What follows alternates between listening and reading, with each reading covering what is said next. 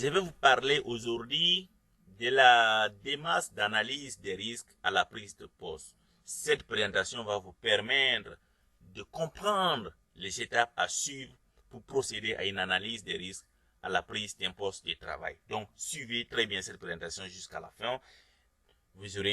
Ça va vous servir beaucoup dans vos activités au futur.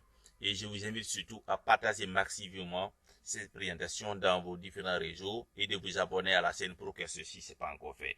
Donc, la toute première étape d'une démarche d'analyse des risques commence par l'analyse d'abord de votre activité à travers l'observation du poste de travail. C'est-à-dire, l'observation, il faut bien observer l'environnement de votre poste de travail. C'est capital.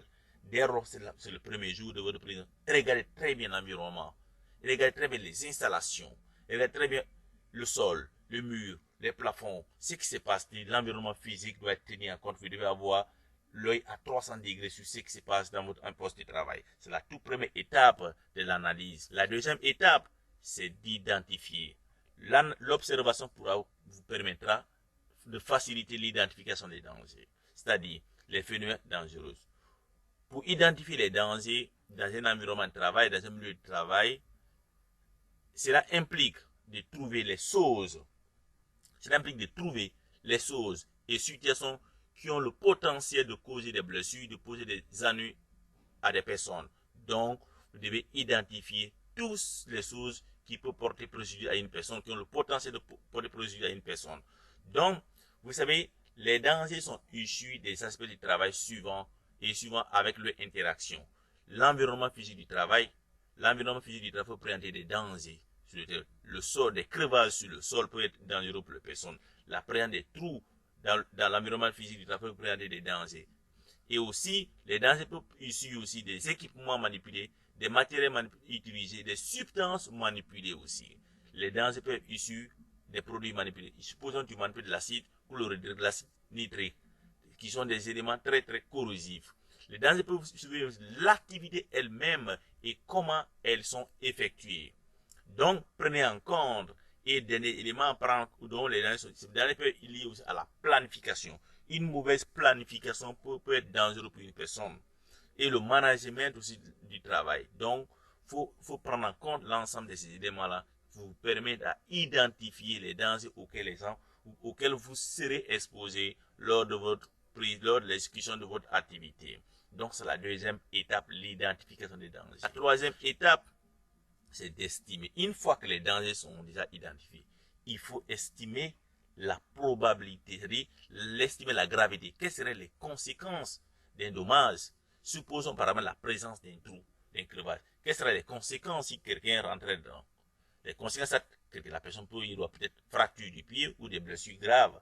Ou si la personne portait des bagages, c'est la destruction, la dégradation de l'objet que la personne porte. Donc, c'est à vous d'estimer la gravité, c'est-à-dire les conséquences possibles. Une fois que la gravité, il faut aussi la probabilité d'apparition du dommage. Quelle est la fréquence? Quelle est la probabilité que quelqu'un tombe dans ce trou? Quelles sont les heures de ponte où cette voie-là est empruntée par les gens? Donc, quelle est la probabilité? Est-il probable? Improbable? Donc, à vous d'estimer la probabilité d'apparition du dommage. Donc la probabilité va varier selon la réalité du terrain. Si c'est sur une voie commerçante où beaucoup de personnes passent, la probabilité que quelqu'un tombe dans une est beaucoup élevée. Donc, évaluer la probabilité. Or, il ne serait pas où quelqu'un qui part déposer les jobs une fois par jour dans la semaine, la probabilité ne sera pas la même par rapport à une voie massante. Donc, évaluer, estimer la probabilité. Une fois que vous avez estimé la gravité et la probabilité de l'apparition du dommage, cela vous permet d'évaluer le risque. Le risque, c'est le produit de la probabilité et des conséquences. Donc, vous devez évaluer, est-ce que la probabilité est faible ou élevée? Les conséquences sont-elles faibles ou élevées? À vous de voir selon les réalités sur le terrain.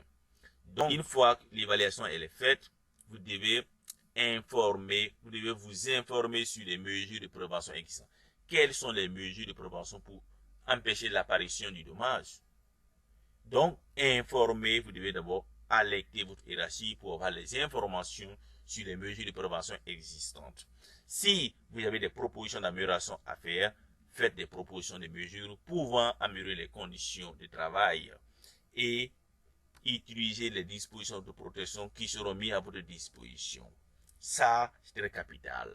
Donc, une fois que cela est fait, vous connaissez les mesures de prévention, vous avez fait vos propositions, vous avez dit, c'est là vous pouvez maintenant commencer à travailler en toute sécurité et c'est l'analyse de votre activité. Ça, c'est capital, c'est la démarche à suivre lorsqu'on prend un poste pour la première fois. Il faut procéder à l'analyse de la tasse pour identifier les dangers et les évaluer.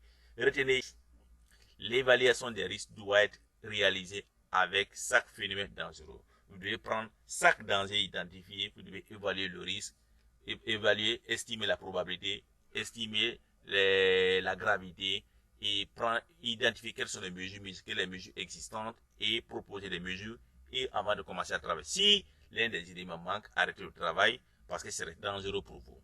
Donc, c'est cette petite présentation que j'ai pu faire avec vous. Si ça vous a plu, n'oubliez pas de liker, de partager dans vos groupes et de vous abonner à la chaîne pour que sur cette chaîne, nous partageons gratuitement les informations sur le management de la qualité et de la sécurité.